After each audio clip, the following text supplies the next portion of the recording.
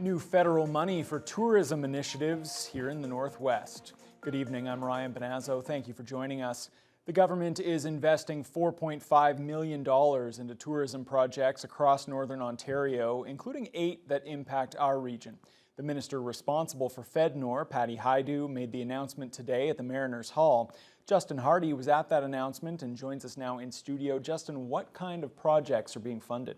Ryan, there is an incredibly wide range of topics. From northern delicacies to critical infrastructure, these projects were all built on local ideas to capitalize on their own features for attracting tourists. The money from FedNor is intended to help the North put its own best foot forward with a little help from Ottawa.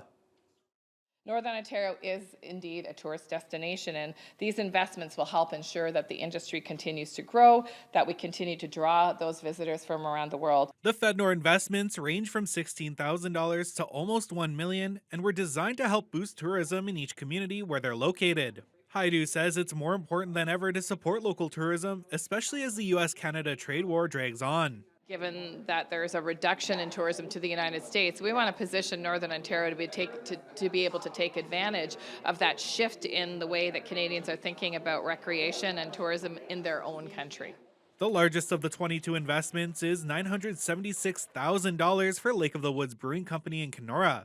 The funds will support 2 initiatives, including renovations and the creation of manufacturing facilities and the planned Brewers Village, a brand new tourist attraction coming to that area. Over along the North Shore, Rossport received $250,000 for critical harbor upgrades, which were recently delayed due to price increases. And Culinary Alliance received $366,000 to support a 3-year partnership designed to increase food tourism in Northern Ontario. So it has allowed us to continue our work in the region and to move forward with just some wonderful initiatives. We've been able to do best practice missions, to do content trips. We have a consumer event that will take place early 2026 in Thunder Bay that's really celebrating local foodways, tastes of place of our region in Northern Ontario, and then specifically within our partner regions and destinations. Some of the other recipients are in Rainy River, Atikokan, and Nipigon.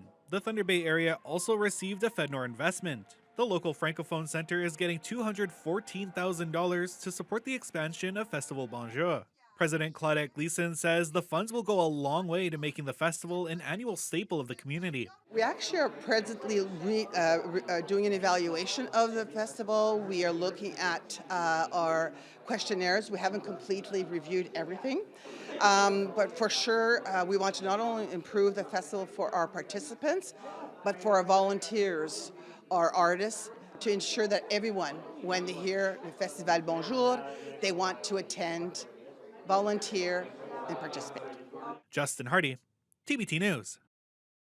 A pop-up spay-neuter clinic at the Thunder Bay and District Humane Society helped nearly 100 pet owners this week by offering affordable surgeries to help control the pet population in this area. It took just 4 minutes to fill up all the available slots when bookings for the pop-up clinic opened earlier this month. The discounted spay and neuter services were performed over the past 4 days in partnership with the local Humane Society and Ontario SPCA. Executive Director Shauna Beaulieu says the veterinarians who came to work at the clinic spayed or neutered 71 cats and 26 dogs. The public response has been positive. Everybody that's entered the clinic has been happy and just glad that they can finally access spay and neuter services. We definitely hope to do more of these in the future, but of course that's pending on the availability of local veterinarians that can perform high volume, high quality spay and neuter services. Yeah, Beaulieu says there's no word on when they can reopen their low-cost spay-neuter clinic full-time because it's not easy to find veterinarians to come to the city. Anishinaabe Employment and Training Services celebrated the opening of its new location today at the Matawa Wellness and Training Center on Algoma Street. The open house provided an opportunity for clients and others to learn more about the services, meet the team, and tour the new space. Emma Chilton was there. Anishinaabe Employment and Training Services found their new home here inside the Matawa Wellness and Training Center on North Algoma Street. Aets Executive Director John DiGiacomo says the organization now has 2 new locations on Thunder Bay's north side. We've transitioned so that we could be able to offer more services and more opportunities for the clients. So yes, we've got a space not only here but at Goods & Co. So collectively we have over 10,000 square feet to serve the clients with over 20 staff. Aets had been mainly located in the basement in the Waverley Library for the past 6 years, but were evicted back in May as the library wanted the space for children's programming. Aets officials were not happy about the situation at the time, but the Giacomo feels the new locations allow their clients to have the support they need when seeking employment. The transition of sites was necessary, and we know that it's a bigger space that we're in. It's a space that allows us to welcome those job seekers and have the wraparound supports that they need to be successful in the workplace. Community partners, clients, and families were welcome to stop by the North Algoma location for the open house, which featured a free barbecue, bouncy castles for the kids, and tours of their new location.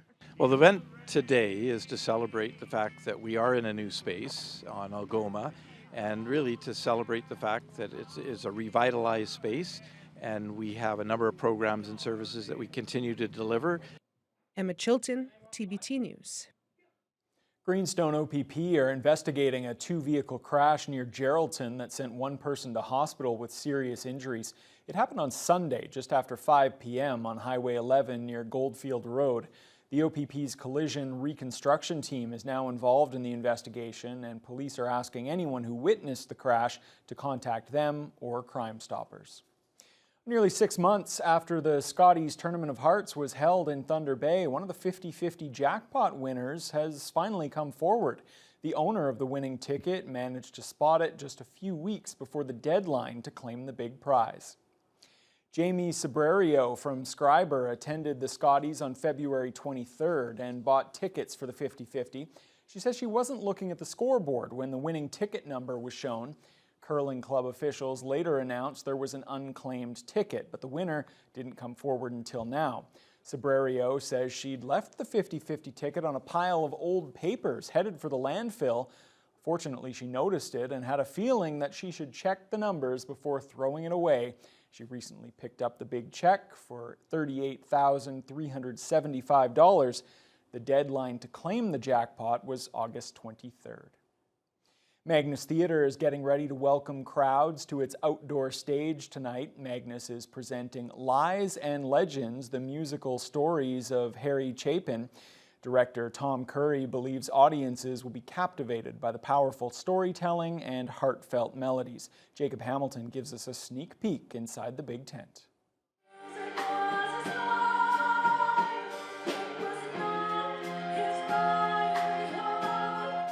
From now until August 2nd, Lies and Legends showcases 20 of Harry Chapin's biggest story songs in Magnus Theatre's outdoor space under a saddle-span tent, performed by 4 Thunder Bay singer-songwriters and multi-instrumentalists. Magnus artistic director Tom Curry talks about the late Harry Chapin and his relationship with the local music community. Yeah, we're thrilled to bring this show to Thunder Bay. Harry Chapin himself played in Thunder Bay in 1981, just before he passed away. And there are a lot of people in town who remember him as an artist and a storyteller and a guy who wrote these incredible story songs. And so it's kind of jazzing for us to be able to bring this to life in this new and reinvented way. But he also was a baritone and sang low-hanging clothes. He practiced scales while pressing tails and sang in local shows. Plenty of Chapin's tunes are so descriptive in storytelling, they can be formed into a play. And that's exactly why Curry decided to mend the two, paying homage to something the Chapins created over 40 years ago. So they were kind of a family band. And what they did is they cherry-picked the songs, and it was written to be basically like a musical review, where there are 5 actors on stage acting out the stories and a 5-piece band. What we did is we put that together and made it an actor-musician show. So you'll see 5 people on stage, and they are trading instruments throughout the show. So it's really kind of cool, up close and personal in the tent, to see these artists go from one instrument to the other, just hand the instruments around and then launch into the next song. And a note to those planning to attend after the shows tonight and Friday evening, There will be no performances of Lies and Legends this Saturday and Sunday. The production returns to a more normal schedule after that, with 6 performances next week and the week after, until August 2nd. Jacob Hamilton, TBT News. The weather was cool but pleasant for the start of the Live on the Waterfront concert series at Marina Park. Among the performers on stage last night was the local Celtic band Lachlan.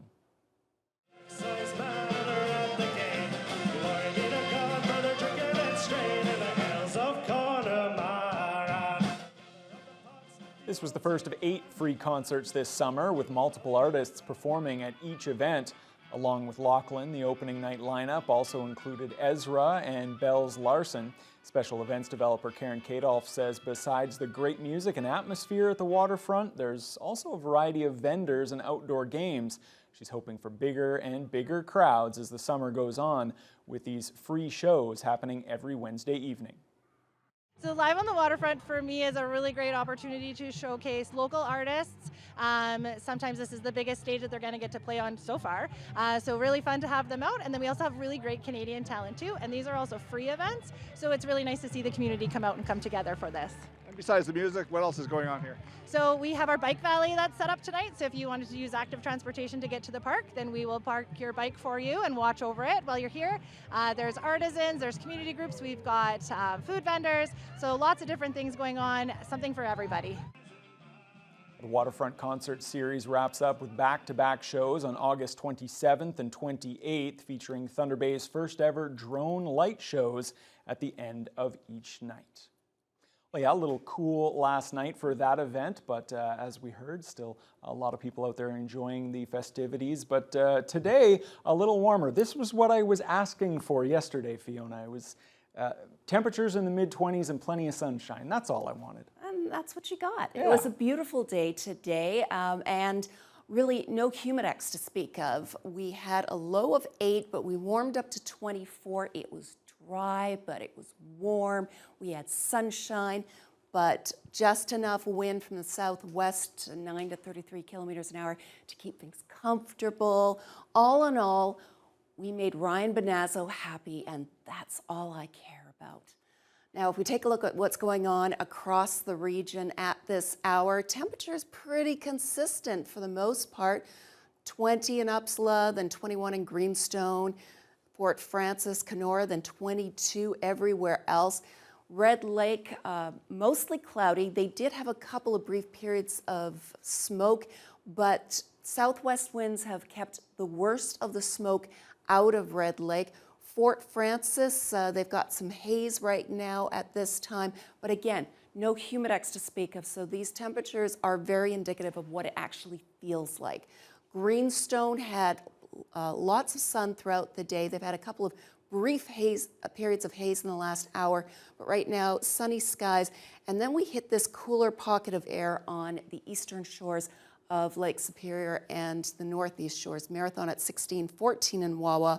Sault Ste. Marie, after a humidex of 30 24 hours ago, is sitting at a much cooler 18, but I think folks are probably enjoying the brief break under partly cloudy skies. Here in the city of Thunder Bay tonight, we will drop down to a low of 10, and we've got partly cloudy conditions, winds fairly light from the west, 10 to 15 kilometers per hour.